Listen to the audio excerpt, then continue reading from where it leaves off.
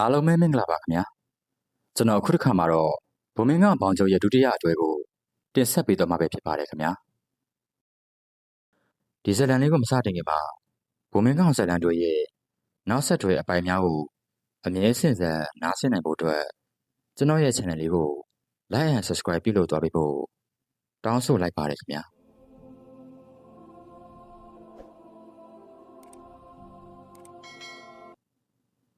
အဖိုးဒီတော့ကအတော်ကိုနှက်တာပဲဗျာဟိုးရှိကညောင်ပင်ကြီးတွေဖုံးနေတဲ့ဇေဒီပစ္စည်းစီကနေလင်းတို့တွေခြေနှံ့လို့မျိုးသွေးညင်နှံလို့အနံဆိုးကြီးတွေတိုင်ထားနေတာပဲဗျာကြောတော်ချမ်းလာပြီ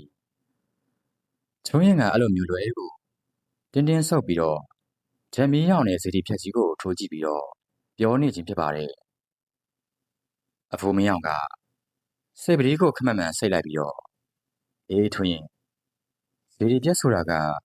ခြေကကုတ်တို့ချင်းတွေတည်ထားခဲ့ပြီမဲ့အခုလိုမျိုးဒူရောက်ပေါက်နေနေပြီးတော့ပျက်စီးနေတဲ့အခါမှာလည်းအော်လန်သမားတွေကတဆေကြီးတွေအဲ့ဒီနေရာမှာဝင်ရောက်ဖို့အောင်ပြီးအားကိုးတို့တွေအစီရင်ပြီးလောက်တတ်ကြတယ်ကွာဒီနေရာကမွေးမင်းသမီးပြောလိုက်တဲ့အောက်လန်တဆေကြီးရဲ့အတိုင်းမြူပဲဘာကောင်မင်းရသမားကြီးကိုအသင်းပြင်ထားပြီတော့ဘုံမင်းကောင်ကတည်ငြိမ်စွာမိန့်ကြားလိုက်ပါတယ်ဘာကောင်ကကြောင်ကိုမြင်မြဲကြိုက်လိုက်ပြီးတော့ဒါဆမ်းမစီဖို့ရဘယ်ကတဆေကြီးပဲဖြစ်ဖြစ်ကျုပ်ဓမ္မကြီးနဲ့အပိုင်ပိုင်ခောက်ချပလိုက်မယ်အဲ့လိုမျိုးရဲတင်းစွာဂျုံဝါးနေလိုက်ပါတယ်ကိုဘကောင်ဟိုနားကိုကြည်စမ်းဇီလီပြည့်ရဲ့အောက်မှာလူယိုကောင်းတွေစီထားတယ်ရှစ်ပလင်ကြီးတစ်ခုရှိရဲ့ဗျပြီးတော့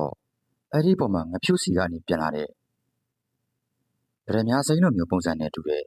အယုတ်ကြီးတစ်ခုကသွေးရည်နဲ့ဆေးရှည်ထားတယ်ချုံးရင်ကရစ်ပလင်ကိုတွေးရှိသွားပြီးတော့အန်အော်တကြီးနဲ့ပြောနေခြင်းဖြစ်ပါတယ်ဟုတ်တယ်ထွန်းရင်ခြေကောင်ကတိုင်နန်းစီကနေအမျိုးသေးကိုခိုးယူပြီးတော့မှဒေါနာတောင်တတစ်ခုလုံးကိုစိုးရင်ရမယ်မိစ္ဆာပြင်းလှုပ်ရှင်နေတာပဲကွာဒီညတော့ငါဓာတ်နဲ့အဲ့ဒီတစီကြီးရဲ့ဦးရေကိုပိုင်ပိုင်ဖြတ်ပြရမယ်ဘာကောင်ကဓာပြဖြစ်ပလင်ကိုထိုးရက်ပြီးတော့မှပြောလိုက်ခြင်းဖြစ်ပါတယ်အဖိုးမင်းကောင်ကခေါင်းကိုငိမ့်လိုက်ပြီးတော့อืมဂျာကတာမန်တစီမဟုတ်ဘူးကွာနှစ်ပေါင်းရကြီးတကိုးနဲ့ကျင့်ထားတဲ့မော်ဝင်တစီကြီးဖြစ်နေပြီဒီညငါတို့ဆရာတပည့်တွေတက်ဆွန့်ပြီးတော့ရင်ဆိုင်ရလိမ့်မယ်အဲ့လိုမျိုးပြက်သားစွာပြောဆိုမိန့်ကြားလိုက်ပါတယ်ဟာဟာဟာငါရဲ့စီစဉ်ကိုပြက်စီးပြီးတော့မှတိုင်နန်းချင်းကိုပြတင်လိုက်တဲ့ဝိစာကြီးဆိုတာမင်းရဲ့ဝိညာဉ်ကတာမန်လူတွေထက်အစပေါင်းများစွာတပိုးကြီးတဲ့ဒီညငါရဲ့ဟော်ရီပလင်အတွက်အကောင်းဆုံးစာပဲကွာကြောက်တုံကြီးတစ်ခုပွင့်ထွက်လာတယ်လို့မျိုးအကွဲပြီးတော့ကြက်သိမ်းထားပွဲကောင်းလာတဲ့အတန်ကြီးမှစေတီကြီးရဲ့အပေါ်ဘက်ကနေပြီးတော့ထွက်ပေါ်လာပါတယ်ရုတ်တရက်စေတီပြက်ကြီးရဲ့ထိတ်မှန်နေ၍အမဲရအောင်အခိုးငွေကြီးတစ်ခုကလေထဲကိုဝဲဆင်းလာပြီးတော့အရက်ချစ်ပေကန်ချီပြီးမျက်လုံးမျက်မှမိသွေးခင်များခဲ့တော့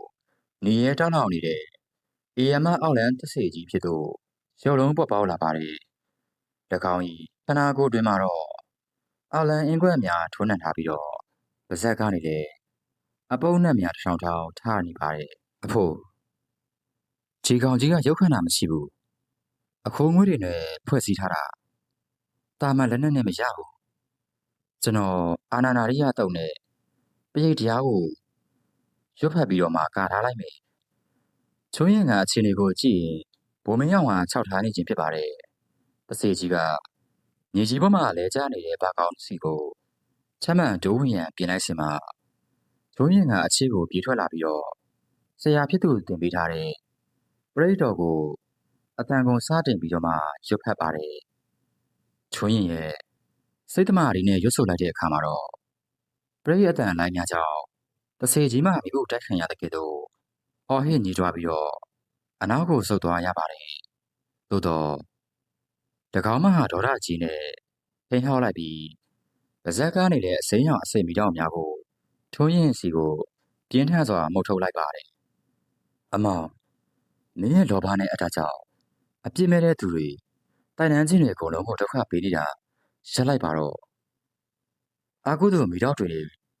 မင်းရဲ့ခန္ဓာကိုယ်ထဲမှာငိမ့်သက်ထားလိုက်ပါတော့။ဘိုးမင်းအောင်ကအချစ်ကိုတည်ငြိမ်စွာတလန်းချင်းတိုးလာပြီးတော့မှတနာကျင်နာတော့ဒေသန်လေးနဲ့ပြောကြားနေခြင်းဖြစ်ပါတယ်။အစိတ်မီတော့များမအနီးကိုရောက်လာချိန်မှာတော့ဘိုးမင်းကောင်ကနေရာများမှာအနှဲငယ်မရှိပဲညာဘက်လက်ဝါးကိုထောင်ပြီးတော့မိသားတုပ်ကိုအတန်အနေထားနဲ့မှန်ကန်စွာစတင်ပြီးတော့ရွတ်ဆိုလိုက်ပါတယ်။အဘိုးမင်းကောင်ရဲ့ခန္ဓာကိုယ်မှာရွှေရောင်မြစ်တာအဆက်ကွင်းကြီးဖြာထွက်လာပြီးတော့မြစ်တာဒိုင်းလွှာကြီးဖြစ်အသွင်ပြောင်းသွားပါတယ်။အဲ့ဒီဒိုင်းလွှာနဲ့ချိတ်ခမ်းမိတဲ့အချိန်မှာတော့အစိတ်မီတော့များမှာ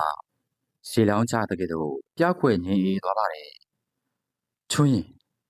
ဘာကောင်တစေကြီးရဲ့အသက်သွေးကြောကဟိုပလင်ကြီးဘော်ကအယုတ်ကြီးပဲကွာအဲ့ဒီရုပ်ကိုချက်ရှင်သွားပြီးတော့ဖြက်စီးဖြစ်ကြအဲ့လိုမျိုးဗိုလ်မင်းအောင်ကတစေကြီးကိုမြစ်တာဆွမ်းရည်နဲ့ထိန်းချုပ်ရည်နဲ့အမိန်ပေးလိုက်ပါတယ်ချုံရင်မှာပြိတ်တော်ကိုဆက်ရွတ်နေပြီးနာကျင်မှုကိုကျိမ့်မိခံကချားလာတဲ့ဘာကောင်ကိုကြည့်ပြီးတော့ရပြီဖို့ကျုပ်တဘောပေါက်သွားပါပြီဆိုပြီးတော့ရစ်ပလင်စီကိုအပြေးသွားလိုက်ပါတယ်တစေကြီးကဘာကောင်ကိုတားဆီးရန်အတွက်စူးစမ်းပါတော့လေအဖိုးမင်းကောင်ရဲ့မြစ်တာအဟုတ်ကြောင့်လှုပ်ရှားပြီးမရပဲဖြစ်နေပါတယ်ဘာကောင်မှသူ့ရဲ့ဓမ္မကြီးနဲ့ရစ်ပလင်မော်ကြီးအောက်လန်းဆရာရဲ့အယုတ်ကြီးကိုအားကုန်ခုတ်ပိုင်းချလိုက်ပါတယ်အတန်နဲ့ကြီးတစ်ခုမှလေးနှစ်အောင်ထွက်ပေါ်လာပြီးတော့တစ်ချိန်တည်းမှာပဲအဲ့ဒီရုပ်ကြီးမှလည်းအပိုင်းပိုင်းကွဲထွက်သွားပြီးတော့အနက်ရောင်သွေးပုံများပန်းထွက်လာပါတယ်မိုက်မဲလိုက်တဲ့အောက်လန်းပညာတစ္ဆာတရားရဲ့အလင်းရောင်အောင်မှအခုချက်ချင်းပြက်စီးစေဆိုပြီးတော့ဗိုလ်မင်းကောင်ကငိုကြုံတန့်တကယ်တော့ဖိန်ဟောင်းလိုက်ပါတယ်အောက်လန်းဆရာကြီးမှသူ့ရဲ့ရုပ်ကြီးပြက်စီးသွားတဲ့နေတဲ့ပြိုင်နဲ့ပြင်းထန်စွာအော်ဟစ်ညည်းတွားပြီးတော့တကောင်ရဲ့ခန္ဓာကိုယ်ကြီးကမီယုံတောက်လောင်လာပါတယ်မကြမီမှာတော့အဲ့ဒီသစေကြီးမှလေထဲမှတွင်ပဲပြာကျပြီးတော့လုံးဝပြောက်ွယ်သွားပါတယ်တစ်ချိန်တည်းမှပဲတောင်မလို့ရွာမှာချိတဲ့တကြီးအိမ်မှာတတိလစ်နေတဲ့ငဖြူရဲ့ခန္ဓာကိုယ်ပေါ်မှာမွေအကြီးခုများအားလုံးအလိုလျောက်ပြောက်ွယ်သွားပြီးတော့တိုက်ချိန်စာများအားလုံးအပီတိုင်ပြက်ပြက်သွားပါတော့တယ်အဖို့ကောင်းကင်မှာကြည့်လိုက်ပါအောင်ဗျာကြိုင်ကြီးဘက်ကနေရွှေရောင်လင်းတွေတက်လာနေတယ်ချုံရင်ကကောင်းကင်သို့မောကြည့်လိုက်ရင်ဝမ်းသာအားရပြောဆိုနေခြင်းဖြစ်ပါတယ်အောက်လန်းတစ်စီကြီးပျက်စီးသွားတာကြောင့်ကြိုင်ကြီးရဲ့ရေကန်တိုက်နယ်မှာလေအောက်လန်းချင်းချမှုမှာကင်ဝေးသွားပြီဖြစ်ပါတယ်တိုက်နန်းကြီးမွေမဲမီကသူမရဲ့ဗဒက်များအမြုပ်တွေကိုပြန်လည်ရရှိပြီးဖြစ်ကအဘိုးမင်းကောင်ရဲ့တစ္ဆတရားနဲ့ကျေးဇူးကိုတည်တတ်တာကြောင့်တောင်ဘလူရွာသို့ကောင်းကြီးမင်္ဂလာများတွန်ဖြိုးပေးလိုက်ခြင်းဖြစ်ပါတယ်ရွာသူရွာသားများမှလည်းမြို့တက်များမှအပီးတိုင်လွတ်မြောက်သွားကြပါတယ်အဖိုးတို့ရဲ့ကျေးဇူးကြောင့်ကျုပ်တို့တောင်ဘလူရွာလေးအေးချမ်းသွားပါပြီဗျာဒီကျေးဇူးကိုတက်လုံးမမေ့ပါဘူးခင်ဗျာအဲ့ဒီလိုနဲ့နောက်တနေ့မနေ့ရောက်မှာတော့ရွာတကြီးဦးသားကလေးနဲ့ရွာသားများစိတ်စားပြည့်သွားပြီးတော့ငဖြူတို့ကဘုံမင်းကောင်တို့တုံးကကြော့ပြီးတော့ခြောက်ထားနေခြင်းဖြစ်ပါတယ်အရာရာကကိုယ့်ရဲ့ကံတရားတွေပါပဲလောဘရဲ့ခြေတန်းတင်ဒုက္ခရောက်ပါတယ်ကုသိုလ်တရားကိုသာဆွဆွမြင်မြင်တိဆောက်ကြပါကဲဘာကောင်နဲ့ထွန်းရင်ငါတို့ရှစ်ဆက်ရမယ့်ခီးတွေများကြီးကြံပါသေးတယ်ဆိုပြီးတော့အမိန့်ကြားလိုက်ပါတယ်ဟုတ်ကဲ့ပါဖို့နောက်တစ်ခါတစေကြီးလိုက်ရင်ကျုပ်ဓမ္မကြီးနဲ့အယုတ်ကိုပဲအရင်ချပြီးတော့ခုတ်ပါမယ်အဲ့လိုမျိုးဘာကောင်ကရှင်ဘက်ကိုပို့လိုက်ရင်ရေမောကပြောလိုက်ရချိုးရင်ကဟဲ့လူကြီး မင်းညကသွေးရံပြီးတော့လဲနေတာဘသူလဲဗျဆိုပြီးတော့နောက်ပြောင်လိုက်ပါတယ်ဆရာနဲ့တပည့်သုံးဦးကရွာသားများရဲ့ကောင်းချီးပေးတဲ့အများကိုကြားနေမှလေနောက်ထပ်စွန့်စားကများချီရာအညာလမ်းမကြီးတိုင်းခရီးဆက်လာခဲ့ကြပါတော့တယ်အဖို့ဒီရွာကိုဝင်လာကလေးကထူဆန်းနေတယ်ဗျနှာခေါင်းထဲမှာစပယ်ပန်းနဲ့တင်းတင်းလေးရနေတယ်လို့ပဲဒါပေမဲ့တေချာရှုကြည့်လိုက်တဲ့အခါမှာတော့သွေးညင်နဲ့ပုတ်ရဲ့ကြီးကရင်ထဲကိုအောင်တက်လာတာပဲချိုးရင်ကလွယ်အိတ်ကိုပခုံးမှတေချာလွယ်ပြီးတော့နှာခေါင်းကိုပိတ်ကပြောနေခြင်းဖြစ်ပါတယ်ဘိုးမင်းကောင်ကခြေလမ်းများကိုခိတ္တရက်ကရွာထဲမှာချီတဲ့တရက်ပင်ကိုကြီးများကိုစူးစိုက်ကြည့်လိုက်ပြီးတော့အေးပါထွန်းရင်ရမြမရိုးရလောကီပညာမှာစပယ်နန်းနဲ့သွေးညင်နန်းနဲ့ရောနေပြီဆိုရင်တော့အဲ့ဒါကမိတွင်ထဲမှာတည်ဆုံသွားတဲ့ကိုဝင်ဆောင်တစီမရဲ့အမွေသက်တွေပါပဲဒီလိုတစီမျိုးတွေကအဆွဲလန်းရန်ကြီးလိုမျိုးအောက်လန်းဆရာကြီးတွေအကြိုက်ဆုံးရစ်ကောင်တွေဖြစ်တယ်အဲ့ဒီတရက်ပင်ရွာမှာကြီးမားတဲ့ပယောဂတစ်ခုအမြင့်တွယ်နေပြီအဲ့ဒီလိုမျိုးမင်းကောင်ကပြန်လည်ပြီးတော့မိန့်ကြားလိုက်ပါတယ်ဘာကောင်ကသူ့ရဲ့ဓမ္မကြီးကိုခါမှဆွဲထုတ်လိုက်ပြီးတော့ဒါဆမ်းမစီဖို့ရကိုဝင်ဆောင်တစီပဲလားဘာကောင်ပဲလားကျုပ်ကတော့အကုန်လုံးပိုင်းပြီးတော့ခုတ်ပြစ်မှာပဲကဲချက်ပါအောင်ဘိုးတို့ရဲ့ကျွန်တော်တို့ရွာလေးကညဘက်ဆိုရင်လူပြိုပေါက်တွေတယောက်ပြီးတယောက်သွေးဆုပ်ခံရပြီးတီကုန်နေဗျရွာတကြီးဦးလားဖေကဘုံမင်းကောင်ရဲ့ခြေတော်ရင်းမှာဝတ်သွားပြီးတော့မျက်ရည်ဇလက်နဲ့တောင်းပန်ပြီးတော့ပြောဆိုနေခြင်းဖြစ်ပါတယ်ဘာတွေများဖြစ်ပျက်နေလို့အဲ့ဒီလောက်တောင်မှထိတ်လန့်နေရတာလေအကြောင်းဆုံးကိုဖြစ်ချင်းပြောပြစမ်းမအောင်ဘိုးမင်းအောင်ကတကြီးကိုမထူပြီးတော့မေးလိုက်ပါတယ်တကြီးကတက်ပြင်းချလိုက်ပြီးတော့လွန်ခဲ့တဲ့လဝက်လောက်ကရွာနောက်ဘက်ကနေမသိတာဆိုတဲ့ကောင်မလေးကလေးမွေးပြီးတော့တိတ်ဆုံးသွားတယ်ဗျအဲ့ဒီကလေးကညညဆိုရင်ကလေးငိုတန်ပြီးကြားရပြီးတော့မသိတာရဲ့တရေကရွာထဲကိုဝင်လာပြီးတော့မှလူပြိုပေါက်တွေကိုလည်းလေပင်လာကြိုက်ပြီးသွေးတွေစုပ်တယ်ဗျအခုဆိုရင်ရွာသား၃ယောက်တော့မှသိသွားပြီဖို့ရဲ့တကြီးမရွာကိုဒုက္ခပေးနေတဲ့အဖြစ်အပျက်ဆိုကိုရှင်းပြလိုက်ပါတယ်ကိုပါကောင်ကိုရင်တကားဝါကိုကြည်စမ်းမအောင်ဗျသွေးတွေပြင်ချက်ရှိခထားတဲ့အမဲရောင်ခြေကြိုးတွေအိမ်ပပတ်လေမှာချိနေတယ်ဗျချုံးရင်ကမတိတာရဲ့အိမ်ပြက်ကြီးကိုဓမီနဲ့ထိုးကြည့်ပြီးတော့မှအံ့ဩတကြီးနဲ့ပြောလိုက်ရှင်ဖြစ်ပါတယ်ဟုတ်တယ်ကွာထွန်းရင်ဒီကြိုးတွေကတာမန်မဟုတ်ဘူးအောက်လန်းပညာမှာတုံးတဲ့အသေးချုပ်ကြိုးတွေပဲကွာဒီညတော့ငါဓာတ်နဲ့အဲ့ဒီတစီမကိုရောဒီကြိုးသားထားတဲ့ကောင်ကပါအပိုင်းပိုင်းခုတ်ပြမယ်ကွာဆိုပြီးတော့ဗကောင်ကတပြားဖြစ်ချီထားတဲ့ကြိုးများကိုထိုးရက်ပြီးတော့မှပြောလိုက်ပါတယ်ဘိုးမင်းကောင်ကခေါင်းကိုငိမ့်လိုက်ပြီးတော့ဂျာတာမန်ကိုဝေဆောင်တစီမဟုတ်ဘူးကလေးတို့တည်သွားတဲ့မတိတာရဲ့ဝင်းညင်ကိုအောက်လန်းဆရာတယောက်ကတေရသွေးဆုပ်အင်ချုပ်ပြီးတော့မှလူတက်ခိုင်းနေတာသိချတယ်ဒီကိစ္စကိုအသေးချာစုံစမ်းဖို့လိုတယ်အဲ့ဒါကြောင့်ဒီညဂျင်းပြက်ရှိမှငါတို့ဆရာတပည့်တွေကင်းဆောင်မှရမယ်ဘိုးမင်းအောင်မှအဲ့လိုမျိုးမိန့်ကြားလိုက်ပါတယ်အဖို့ဒီညအတွက်ကျွန်တော်အာနာရာကြီးတုံနဲ့ပိတ်သေးတွေကိုလည်းအိမ်ပတ်လည်မှာကာထားလိုက်ပါမယ်ကိုဝင်ဆောင်တစီတွေကဒေါသကြီးပြီးတာမန်ပြေဂျိုးတွေကိုဖျက်နိုင်တယ်လို့ကြားပူးပါတယ်ထွန်းရင်ကတဲချက်များကိုမန်းမောက်ရင်းနဲ့ခြောက်ထားလိုက်ပါတယ်ကောင်းပြီထွန်းရင်ဒါနဲ့ဖကောင်မင်းကတစ်ပင်ခွယ်ကနေပြီးတော့တတိနဲ့စောင့်နေကြလားတစိမကအသွင်မျိုးမျိုးယူလို့ရတယ်ကွာကလေးငိုတန်ကြားတိုင်းချက်ချင်းဓာတ်နဲ့ဝင်မခုံးနဲ့ဦးဘိုးမင်းအောင်ကတပည့်ဖြစ်သူများကိုတတိပေးနေခြင်းဖြစ်ပါတယ်ဘာကောင်ကဂျမကြီးကိုသွေးကြောက်ဖြစ်သွေးနေပြီးတော့စိတ်ချပါဖို့ကျုပ်ကသူ့ခေါင်းကိုမြင်ရမှာခုတ်မှာပါချုပ်ကဲသို့ပြန်ပြောလိုက်ပါတယ်ပတ်ဝန်းကျင်တစ်ခုလုံးမှလည်းလာရောက်မှအုံမိုင်းနေပြီးတော့ ခွေးရိုးတံများပြီးမကြားရတော့အောင်တိတ်ဆိတ်လိုနေကမြင့်လေစိမ်များကကြော်ရိုးတဲ့ထိစိတ်ဝင်နေပါတယ်တားလေအမေစီလာပါကလေးငုတ်တန်များနဲ့အတူမိမကြီးတယောက်ရဲ့အတန်များကအိမ်ပြက်ကြီးရဲ့အထဲကနေပြီးတော့ထွက်ပေါ်လို့လာပါတယ်အဖိုးဟိုမှာကြည့်ပါဦးအိမ်ပတင်းပေါက်ကနေပြီးတော့အဖြူရောင်အရေးကြီးတွေကထွက်ပေါ်လာပြီဗျချုံရင်မှာအလန့်ကြားနဲ့လက်ညှိုးကိုထိုးပြကပြောဆိုလိုက်ပါတယ်အဲ့ဒီချိန်မှာသပင်ဖားရချလာပြီးတော့မှမျက်လုံးပြူများဖြူဖက်ဖြူရောဖြစ်ကရင်ဝင်ထဲမှာသွေးဆိုးနေတဲ့အဝတ်တစ်ခုကိုထုတ်ထားပြီးတော့အဲ့ဒီအရာကိုပွေ့ရှိထားတဲ့ကိုဝင်ဆောင်တစ်စီမကလေထဲကနေပြီးတော့မှပေါ်လော်ဝဲပြီးတော့ထွက်ပေါ်လာပါတယ်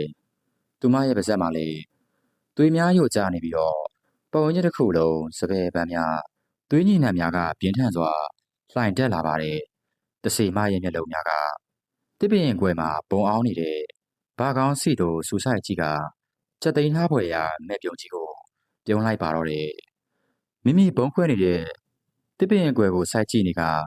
မဲ့ပြုံပြုံးနေသောတစီမကိုမြင်တာနဲ့ဘာကောင်းကဒေါရမထိန်နိုင်ပဲဖြစ်ရပါတယ်ဟဲ့ကောင်မရွာသားတွေကိုတတ်တဲ့မိစ္ဆာမမင်းကငါကိုယ်တိုင်ရှင်းပြမယ်ဘာကောင်းမအော်ဟစ်ကဓမ္မကြီးကိုကင်လျက်အိမ်ပြက်ချစ်ကိုအချိန်ပြင်းစွာခုန်ထွက်သွားပြီးတစိမရဲ့လေပင်ကိုအားကိုခုတ်ချလိုက်ပါတယ်ဘာကောင်ရဲ့ဓမ္မလေးကိုသာခုံမိသွားပြီးတော့တစိမမှမိကိုငွေနဲ့တူချက်ချင်းပင်ကိုရောင်ပြောက်သွားပါတယ်ရုတ်တရက်ဘာကောင်ရဲ့ကြောဘက်မှငါကလေးကိုလာလူတာလားနင်းသွေးတွေကိုငါကလေးတွေတိုက်ပြရမယ်ချိုကဲ့သို့အက်ကွဲပြီးတော့ကြောချမ်းမွေအတန်ကြီးထွက်ပေါ်လာပါတယ်ဘာကောင်ကအနောက်ကိုလှည့်ကြည့်ပြီးတော့ကြည့်လိုက်တဲ့အချိန်မှာတစိမရဲ့သပင်ဖာရကြီးကမွေဟောက်များတဲ့ကဲ့သို့တက်ဝင်လှုပ်ချပြီးဘာကောင်ရဲ့လေပင်ကိုကြိုကွင်းတစ်ဖွဲရစ်ဘက်ဆွဲညှင်းလိုက်ရမှာတော့ဘာကောင်မှအသက်ရှူကျက်ပြီးတော့ဓမ္မကြီးလွတ်ကျသွားကမြေကြီးပေါ်သို့လဲကျသွားပါတယ်တစိမရဲ့ပါးစပ်မသွေးဆက်များကလည်းဘာကောင်ရဲ့မျက်နှာပေါ်သို့တစ်စက်ချင်းကျဆင်းလာပါတယ်အဖို့ကူဘာကောင်ကိုတစိမကစပင်တွေနဲ့ရှောက်ထားပြီးဗျကျွန်တော်ပိတ်သေးတွေနဲ့ပတ်လိုက်တော့မယ်နော်ချုံးရင်ကအဲ့လိုမျိုးပြောဆိုပြီးတော့မှအသိပြင်ထားတဲ့ပိတ်သေးချမ်းများကိုတစိမချီရကိုအားကုန်ပတ်ချလိုက်ပါတယ်တဲများထိသွားတဲ့တစိမမှာတော့ရေပူလောင်ချခံရတယ်လို့မျိုးအားဆိုပြီးအော်ဟစ်ကဘာကောင်ကိုလွတ်ပေးလိုက်ပြီးအနောက်ကိုအနေငယ်ခုံဆုပ်သွားပါတယ်သို့တော့သူမရဲ့မျက်လုံးများမှာပုံမုံနေရဲလာပြီးတော့ဒေါ်ရတကြီးနဲ့ဟိန်ဟောက်လိုက်ရလေပြင်းများရုတ်တရက်တိုက်ခတ်လာပြီးထုံးရင်ရဲ့ပြိတ်သေးဝိုင်းထဲမှာလွင်းစင်ပျက်စီးသွားလို့နေပါဖြစ်သွားရပါတယ်အဲ့ဒီတစီမရဲ့အဆွဲလန်းအဟုန်မှာလည်းတာမန်ထက်အဆပေါင်းများစွာကြီးမားနေကြောင်းထင်ရှားပါတယ်ကြီးမဲမောင်မမင်းရဲ့ရှင်သွေးလေးကိုဆုံချုံရတာငါနားလေပါတယ်ဒါပေမဲ့သူတစ်ပါးအသက်ကိုရန်ချပြီးအာကုသူတွေကိုဖတ်တွယ်မနေပါနဲ့ရတန်းကရက်ပါတော့ဘိုးမင်းကောင်ကပြောလိုက်ရှင်ဖြစ်ပါတယ်တစီမကဘိုးမင်းကောင်ရဲ့စကားကိုနားမဝင်တော့ပဲလက်သေးရှိကြီးများကိုကော့ကအချိန်ပြင်းစွာဝင်ဟပ်လာပါတယ်တိုးတော့ဘိုးမင်းကောင်ကနေရာမှအနေငယ်များမကျွေပဲညာဘက်လက်ဝါးကိုထောင်ပြီးတော့ပါဇက်မှလည်းမန္တန်များဖို့အတန်နေထားနဲ့ရွတ်ဆိုနေပါတယ်ဘိုးမင်းကောင်ရဲ့ခန္ဓာကိုယ်မှထွက်ပေါ်လာတဲ့အင်းဆက်များမှာစက်ကြီးတစ်ခုဖြစ်ပေါင်းစည်းသွားပြီးတော့မှတစီမကိုအဲ့ဒီဆက်ကွေးများကတိုးဝင်ပြီးတော့တိုက်ခိုက်ပါတယ်အဲ့ဒီချိန်မှာတစီမမှာမြေကြီးပေါ်မှာဒူးထောက်ပြီးတော့မှလဲကျသွားပါတယ်ချိုးရင်လည်းပါကောင်တစီမကိုကြည်စမ်းသူ့ရဲ့နောက်ကျောင်းမှာမဲအောင်တတ်ဖို့တခြားစိုက်နေတယ်ကွဘိုးမင်းကောင်ကပြောလိုက်ရှင်ဖြစ်ပါတယ်ဟုတ်တယ်ဖို့အဲ့ဒါအောက်လန်းဆရာတုံးနဲ့စေခိုင်းတတ်မှုပဲဗျသူသွေးဆုပ်ရှင်လို့စောက်တာမဟုတ်ဘူးအောက်လန်းဆရာတွေကခိုင်းနေလို့လောက်ရတာချုံရင်ကသဘောပေါက်စွာနဲ့ပြန်ပြီးတော့ပြောလိုက်ပါတယ်ဘိုးမင်းကောင်ကတစိမကိုကြည့်ပြီးတော့နင်းကိုဒီလိုမျိုးဒုက္ခပေးနေတာဘယ်သူလဲဆိုတာငါ့ကိုပြောပြစမ်းပါ အဲ့လိုမျိုးမေးလိုက်ရမှာတော့တဆေမကမျက်ရည်များကျဆင်းလာကရွာနောက်ဘက်ဒေါနတ်ကြီးကိုလက်ညှိုးထိုးပြပြီးရုတ်တရက်တဆေမရဲ့ခန္ဓာကိုယ်မှာမမြင်ရတော့ပဲကျိုးတစ်ချောင်းဖြစ်ဇွဲငင်းခံရတဲ့ကဲ့သို့အနောက်ဘက်ဒေါအုပ်စီတို့အမြန်နှုံနဲ့လွင်းစင်ပါသွားခဲ့ပါတယ်အဖိုးတဆေမကိုအောက်လန်းဆရာကအဝေးကနေပြန်ပြီးတော့ရုပ်သိမ်းသွားပြီဗျကိုဘကောင်းဖို့လေလေပဲမှအညိုမဲတွေဆွဲသွားပြီချုံရင်ကလဲကျနေတဲ့ဘကောင်းကိုထူမပြီးတော့မှစိုးရင်တကြီးနဲ့ပြောလိုက်ပါတယ်ဘိုးမင်းကောင်ကမျက်မှောင်ကျုံလိုက်ပြီးတော့ဒီအောက်လန်းဆရာကအတော်လေးကိုပညာစွမ်းမြင့်နေကွာတဆေမကိုတုံချပြီးတော့ရွာသားတွေရဲ့သွေးကိုစုပ်ယူကသူ့ရဲ့အသက်ရှည်စီဖော်ဆက်နေတာဖြစ်မယ်ဒီတိုင်းထားလို့တော့မဖြစ်ဘူးကွာမနှက်ဖြန်မိုးလင်းတာနဲ့အဲ့ဒီရွာနောက်ဘက်တောနဲ့တဲကိုငါတို့ဝင်ရမယ်ပြီးတော့အဲ့ဒီအောက်လန်းဆရာကိုအမြင့်ပြတ်ရှင်းပြရမယ်ဘိုးမင်းကောင်ကထုတ်ကဲ့သို့ပြောဆိုလိုက်ပါတယ်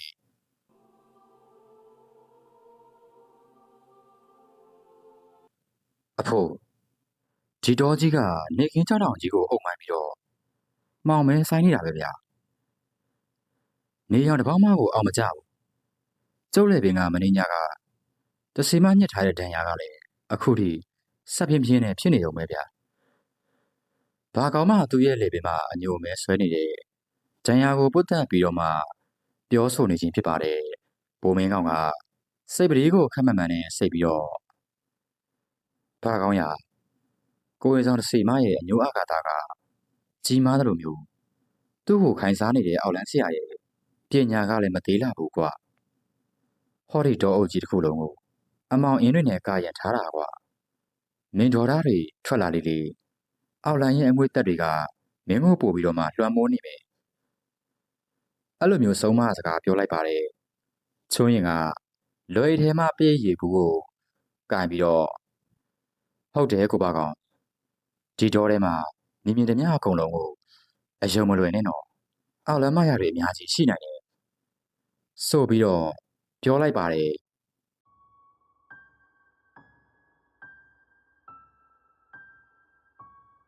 အဖိုးဟိုရှိကတစ်ပင်တွေကိုကြည့်ပါဦးငှက်တွေဇောက်ထိုးဆွဲထားပြီးတော့အမဲရောင်ချီကျိုးတွေနဲ့တစ်ပင်တစ်ပင်နဲ့တစ်ပင်ဆက်သွယ်ထားတယ်ဗျချုံရင်းမှာတစ်ပင်များကိုလက်ညှိုးထိုးပြပြီးတော့ပြောဆိုနေခြင်းဖြစ်ပါတယ်ဘာကောင်ကသူ့ရဲ့ဓမ္မကြီးကိုဆွဲထုတ်လိုက်ပြီးဒါတေချပါတယ်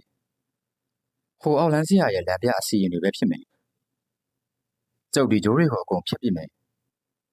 ဘာကောင်မှအခြေကိုတိုးဝင်သွားပြီးတော့ဂျိုးများကိုဖျက်ရန်ပြင်လိုက်ပါတယ်အဘိုးမင်းကောင်ကဘာကောင်ကိုလက်တားလိုက်ပြီးတော့နေအောင်ဘာကောင်အဲ့ဒါကိုမထိနဲ့ဂျာကမယနာတတိပေးဂျိုးလို့ခေါ်တယ်အဲ့ဒီဂျိုးတွေပြတ်သွားရင်အောက်လန်းဆရာစီချက်ချင်းတည်င်းရောက်သွားလိမ့်မယ်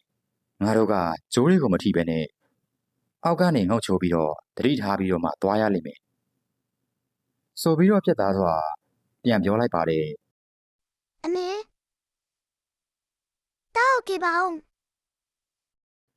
အလွန်တနာဖွယ်ရာကောင်းတဲ့ကလေးငယ်တူရဲ့မူကျွေးတက်မှာအရှိချမိုးရှိဂျားတဲ့နေရာမှာထွက်ပေါ်လာနေခြင်းဖြစ်ပါတယ်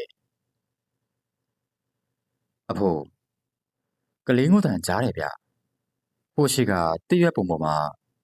သွေးစွန်းနေတဲ့ကလေးငယ်လေးတယောက်လူးလိမ်ငိုနေတယ်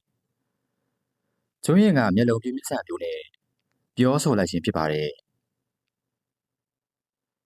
ဘာကောင်ကဟာ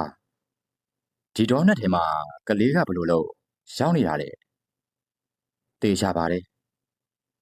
ဟိုတစီမရဲ့ကလေးပဲဖြစ်ရမယ်ကျုပ်သွားယူလိုက်မယ်အဲ့လိုမျိုးပြောပြီးတော့ကလေးငယ်ရှိရတော့အပြေးလွားသွားရန်ပြင်လိုက်ပါတယ်ရက်လိုက်စံပါကောက်အဲ့ဒါကလေးအစ်စ်မဟုတ်ဘူးကွာငါတို့ရဲ့ဂယုဏစိတ်ကိုအသုံးချပြီးတော့ဖမ်းယူမယ်အောက်လန်းဆရာရဲ့မာယာထောင်ကြောက်ပဲထိုကဲ့သို့ဘုံမင်းအောင်ကတတိပေးလိုက်ပါတယ်ဘာကောင်မှခြေလမ်းရက်တန်သွားပြီးတော့တွေ့ဝေသွားစင်ပါပဲအဘိုးမင်းကောင်က သူ့ရဲ့လွယ်အိတ်ထဲကနေပြီးတော့စိတ်ပတိကိုယူကမြေကြီးကိုတုံချက်ခောက်၍မန္တန်တပုတ်ကိုရွတ်ဆိုလိုက်ပါတယ်ထို့နောက်တစ္ဆာရည်စင်ကိုပပြန်းလိုက်ရမှာတော့ချဲဟူတဲ့အတန်ကြီးနဲ့အတူကလေးငယ်ရဲ့ပုံရိပ်မှာအခိုးငွေများဖြင့်ပျောက်ကွယ်သွားပြီးတော့အဲ့ဒီနေရာမှာအေယာမအောက်လန်းတိုက်ကြားမဲကြီးကထွက်ပေါ်လာပြီးခွေလိမ့်နေသည်ကိုထိတ်လန့်ဖွယ်ရာမြင်တွေ့လိုက်ရပါတယ်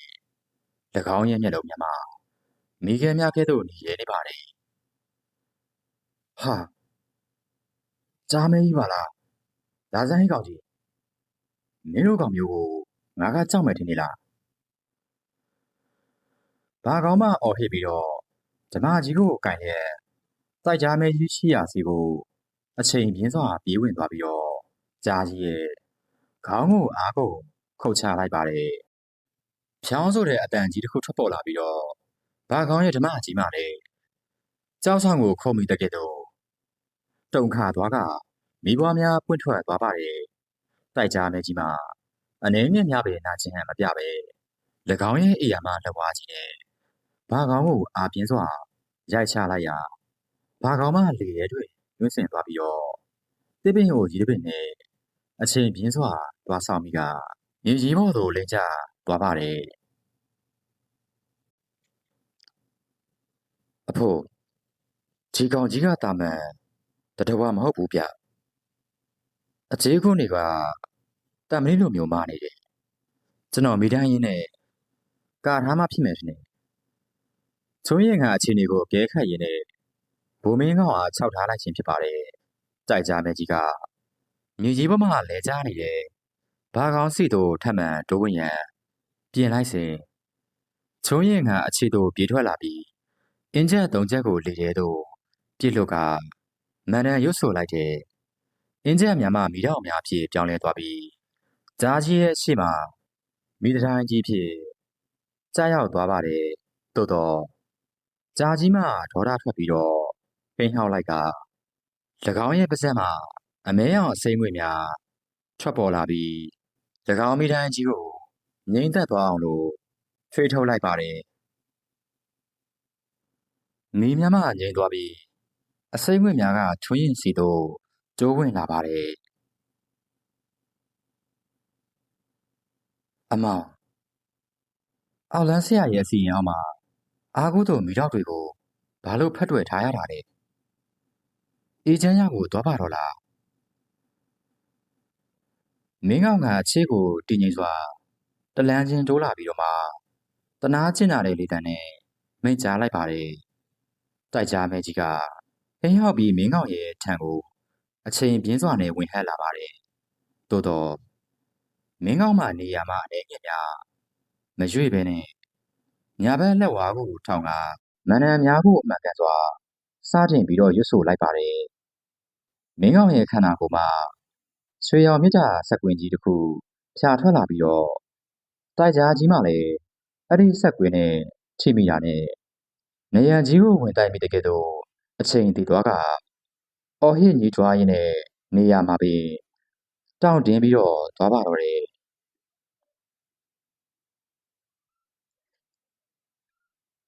ချွင်းရင်ဘာကောင်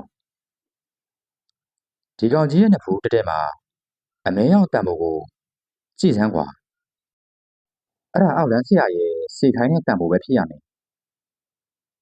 မင်းကောင်မှကြားကြီးကိုမြစ်တာဆွမ်းရင်ဖြစ်ချင်းချုပ်ထားပြီးတော့အမိတ်ပေးလိုက်ပါတယ်ချွင်းရင်မှာ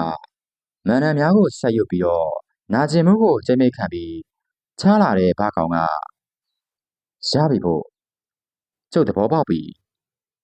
ဆိုပြီးတော့တစ်ပင်ကိုကန်ပြီးလေထဲကိုခုန်တက်လိုက်ပါတယ်အဲ့ဒီနောက်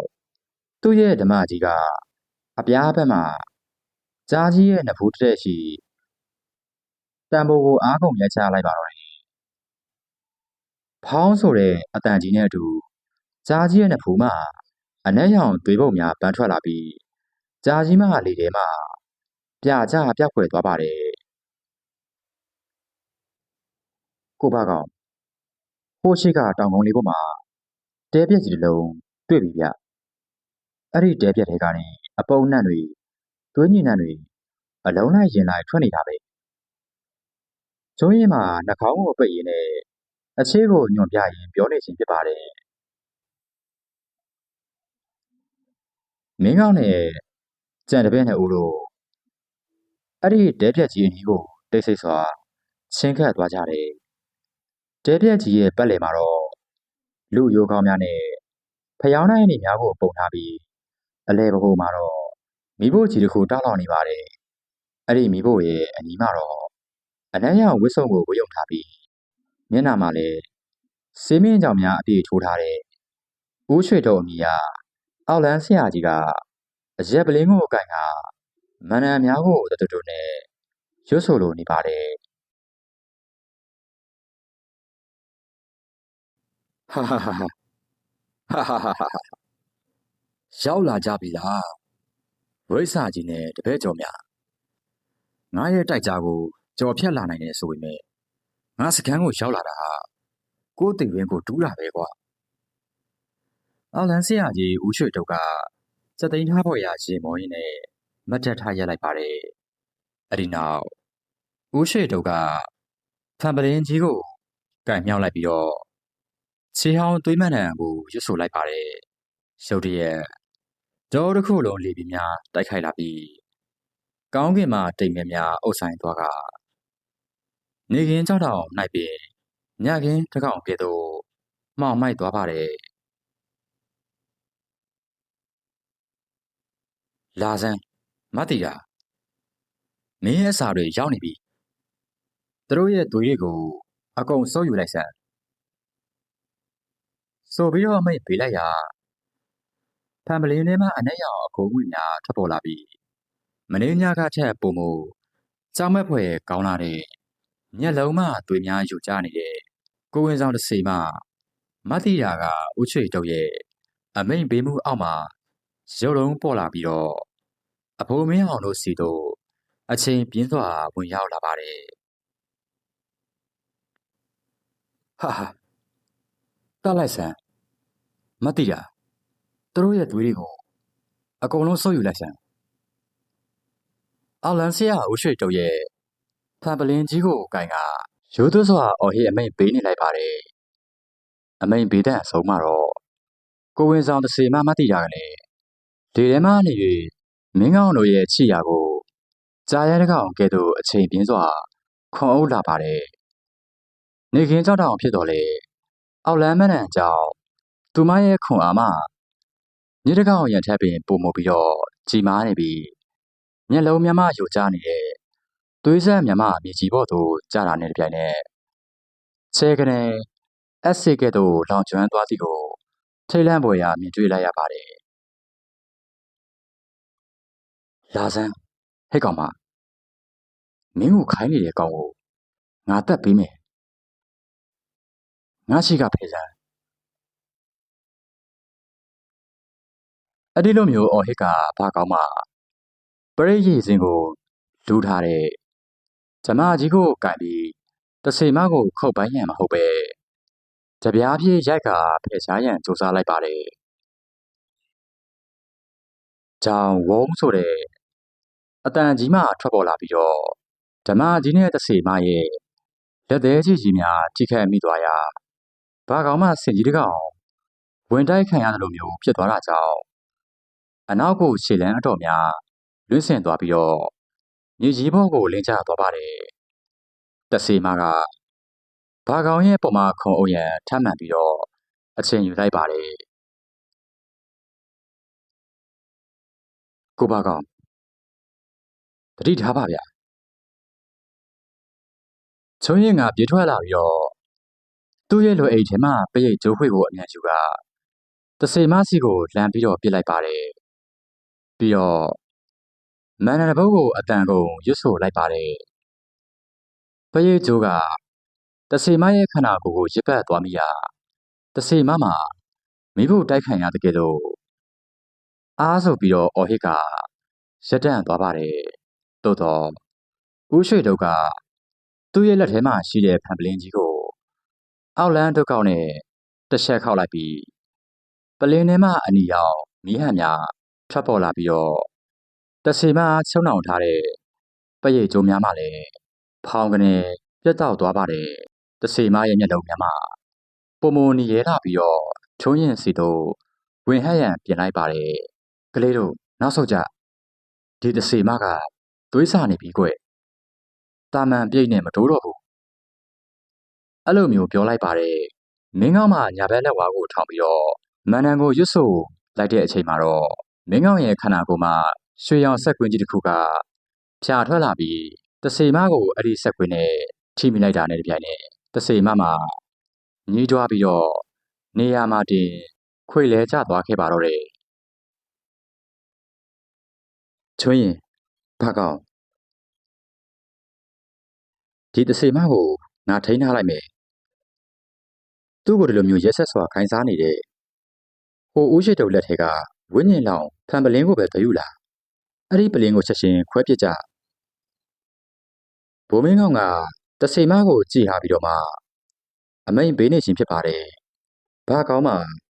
ဓမ္မကြီးကိုချစ်ပါအောင်ဆုပ်ပြီးတော့ဦးရွှေတုပ်ရှိရာတောင်ကုန်းလေးပေါ်သို့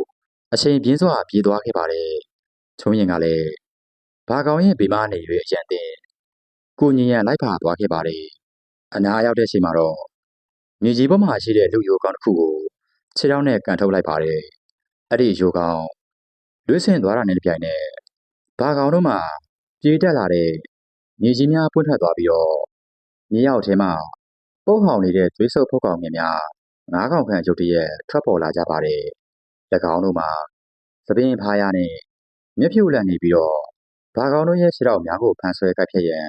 အတင်းဝင်လာကြပါတယ်ဟဲ့ကောင်တွေဖဲ့စမ်းငါခုံးမဲ့ကောင်ကမင်းတို့မဟုတ်ဘူးဘာကောင်မှအဲ့လိုမျိုးပြောလိုက်ပြီးတော့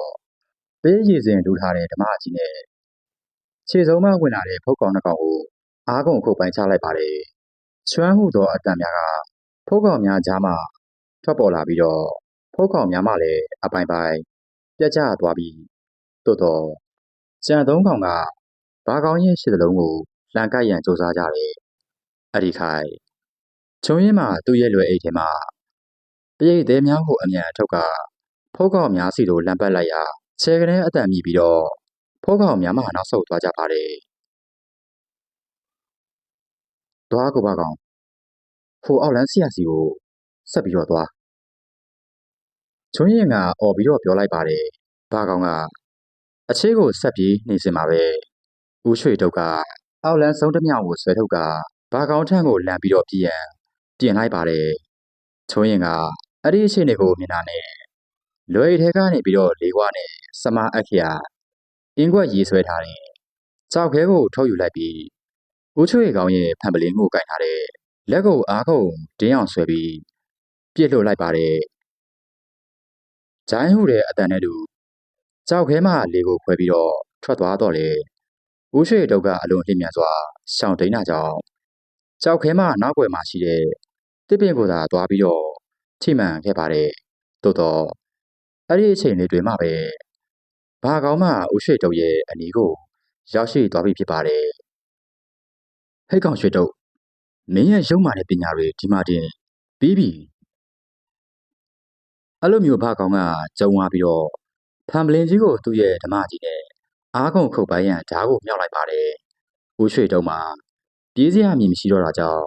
မျက်လုံးများပြူးကျဲသွားပြီးတော့ရိုးသွတူတူကဲ့သို့ရေမောလိုက်ပါတယ်ဟာဟာဟာငါရှုံးမပေးနိုင်ဘူးကွာမင်းတို့အကုန်လုံးကိုငရဲပြီကိုပို့ပေးမယ်အဲ့လိုမျိုးအော်ဟစ်ကသူ့ရဲ့ကိုယ်ပိုင်လက်ကဝစ်ကိုစုံတစ်မြောင်နဲ့အားကုန်လီးဖြတ်လိုက်ပါတော့တယ်ထွက်ကြလာတဲ့သူရဲ့ရဲများကိုဦးရွှေတုံးမှာသူ့ရဲ့အောက်လန်မီဖို့တဲ့သို့ပတ်ဖြန်းလိုက်ပြီးငရဲပြီကသွေးဆက်ဘလူတွေဟော်ဒီငါရဲ့သွေးကိုတောက်သုံးပြီးတော့ဒီလူတွေကိုခုချက်ချင်းဝါမျိုးလဲပါအဲ့လိုမျိုးနှုတ်မပြောပြီးတော့ကြားမြစ်တဲ့ရှေးဟောင်းသွေးမန်ဟန်ကြီးကိုလည်းဆက်လက်ပြီးတော့ရွတ်ဆိုလိုက်ပါတယ်ရုတ်တရက်မိဖို့ထဲမှာမိတော့များကလည်းအမဲအောင်ဖြစ်ပြောင်းလဲသွားပြီးတော့မြေကြီးတစ်ခုလုံးအပြင်းထန်တုန်ခါလာပါတယ်အဲ့ဒီနောက်အမဲအောင်မိတော့များထဲမှာနေ၍အရေးကိုမရှိပဲသွေးသားများအထင်းသာဖြစ်နေပြီးတော့ ကရွေမှမိကုံဝင်များထွက်နေတဲ့အလွန်ကြောက်မက်ဖွယ်ကောင်းလာတဲ့ငရဲပြည်သွေးစားပလူကြီးသုံးကောင်ရုပ်လုံးပေါ်လာပါတယ်တပည့်နှစ်ဦးတို့မှာအဲ့ဒီဆိုးရွားတဲ့အခြေအနေကိုမိတို့ရင်ဆိုင်ရမိကိုတွေးပြီးတော့စိုးရင်ပူပန်လာကြပါတယ်အဲ့ဒီနောက်ဘုံမင်းကောင်မှမျက်လုံးများကိုမိတ်ကဥပိ္ပခာဇန်တို့အနက်အချိုင်ဆုံးဝင်စားလိုက်ပါတော့တယ်စက္ကန့်အနေငယ်ကြာမှာတော့ဘုံမင်းကောင်ရဲ့ခန္ဓာကိုယ်မှနေပြီးတော့လာမင်းကြီးတစ်စင်းကဲ့သို့ကြောက်ပါတဲ့ငွေရောက်လေးနဲ့များထွက်ပေါ်လာပြီးအဲ့ဒီလင်းရောက်များမှာဘလူးကောင်များနဲ့တဆိမကိုနေရာမှာပင်ကြောက်ရွံ့များကဲ့သို့ရတန့်သွားစေပါတယ်မင်းကောင်ရဲ့မြစ်တာအဟုန်မှာတော့တောတစ်ခုလုံးကိုလင်းထိန်သွားစေပါတယ်ချွင်းရင်ဘာကောင်ငါဒီကောင်တွေကိုမြစ်တာဆက်ကွင်းနဲ့ထိန်ထားတော့ဟိုအောက်လန်းဆရာရဲ့လက်ထက်ကမတိတာရဲ့ဝိညာဉ်ကိုလောင်ထားတယ်အနှဲရောင်အင်ဂျက်ကိုချက်ချင်းသွားပြီးတော့လိုးယူပြီးတော့ဖျက်ဆီးလိုက်ထိုကဲ့သို့အမိန့်ကိုပေးလိုက်ပါတယ်ဘုံမင်းကောင်မှာမြစ်တာစွမ်းရင်ကြောင့်ဖောက်ကောင်များရက်တက်နေတဲ့အချိန်ဘာကောင်မှမြေကြီးပေါ်မှာအမြန်ထားလာပြီးတော့ဦးရွှေတုံးရှိရာကိုအချိန်ပြင်းစွာပြေးဝင်သွားပါတယ်ဦးရွှေတုံးမှာသူ့ရဲ့အစိတ်လူးလန့်တို့ဖြင့်ဘာကောင်ကိုလမ်းပြရန်ကြိုးစားတော့လေချုံးရင်ကလိုအိတ်ထဲမှာဒီဝါကိုထုတ်ကကြောက်ခဲနဲ့ဦးရွှေတုံးလက်ကိုလမ်းပြလိုက်ရမှာတော့လှန်တန်းမှာအဝေးကိုလွတ်ကျသွားပါတော့တယ်ဟဲ့ကောင်ရွှေတုံးမင်းရဲ့ရုံမာတဲ့ပညာတွေဒီမှာတင်ပြီးပြီဘာကောင်မှအဲ့လိုမျိုးချိန်သွားပြီးတော့ဦးရွှေတုံးစီကိုခေါ်ဝင်သွားပြီးတော့ဦးရွှေတုံးရဲ့လက်ထဲမှာအနှဲရောင်အင်ဂျက်ကိုအတင်းလူပြီးမြေကြီးပေါ်သို့ပြစ်ချကခြေထောက်နဲ့အားကုန်ပုတ်ချေလိုက်ပါတော့တယ်ဖြောင်းဟူတဲ့အတန်ကြီးနဲ့အတူအင်းကျဲမှာပပိုင်ကွက်ထွက်သွားပြီးတော့အထဲမှာလောက်ပိတ်ထားတဲ့မတိရာရဲ့ဝိညာဉ်မှာလည်းအဖြူရောင်လေးနဲ့တစ်ခုဖြစ်လွတ်မြောက်သွားပါတော့တယ်တစ်ချိန်တည်းမှာပဲဝိညာဉ်ချုပ်အစီရင်ပျက်စီးသွားတာကြောင့်ဦးရွှေတို့ရဲ့အောက်လမ်းမနှံများလည်းပြက်ပြဲသွားပါတယ်မဖြစ်ဘူးငါရဲ့စီစဉ်တွေပြက်ကုန်ပြီဆိုပြီးတော့ဦးရွှေတုံမှာမျက်လုံးပြူးမျက်စံပြူးနဲ့အော်ဟစ်ပြီးတော့တပြိုင်နက်ဘိုးမင်းကောင်ကမြစ်တာဆက်ကွင်းကိုအตาရရုပ်သိမ်းလိုက်ပါတယ်အဲ့ဒီခါမှာတော့ဘလူးသုံးကောင်မှလည်းသွေးရည်ပူဇော်ပွဲပြက်ပြဲသွားတာကြောင့်ဒေါ်ရထွက်ပြီးတော့၎င်းတို့ကိုခေါ်ယူခဲ့တဲ့အောက်လန်းဆရာဦးရွှေတုံးစီတို့ပြန်လှည့်သွားကြပါတယ်ငါ့ကိုမစားပါနဲ့ကဲကြပါဦးဆိုပြီးတော့ဦးရွှေတုံးကအော်ဟစ်တောင်းပန်နေစင်မှာပဲငရဲဘလူးများကသူ့ကိုဝိုင်းဝန်းကိုက်ဖြတ်ပြီးတော့မြေကြီးထဲသို့ဆွဲချလာသွားကြပြီးတောတစ်ခုလုံးမှလည်းကြောက်မက်ဖွယ်အော်တန်ကြီးများနဲ့နောက်ဆုံးမှတော့တိတ်ဆိတ်ခြင်းအတီကိုရောက်သွားခဲ့ပါတယ်အရာအလုံးငြိမ်သက်သွားတဲ့အခါမှာတော့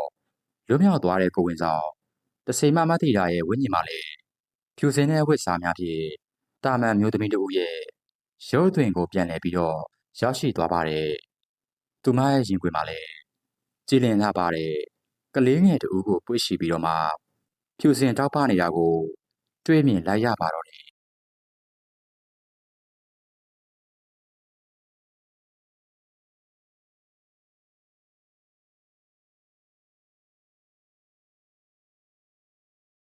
ဟုတ်ကဲ့ပါခင်ဗျာဘုံမင်းကောင်ဘောင်ကျုပ်ဇလန်တွေရဲ့ဒုတိယပိုင်းကိုတော့ဒီမှာတင်ခိတ္တရနာခွင့်ပြုပါခင်ဗျာနောက်လာမယ့်ပိုင်းများကိုဆက်လက်ဆောင်ရွက်ပေးဖို့တောင်းဆိုရင်းနဲ့ပဲအားလုံးကိုအထူးကျေးဇူးတင်ပါတယ်ခင်ဗျာ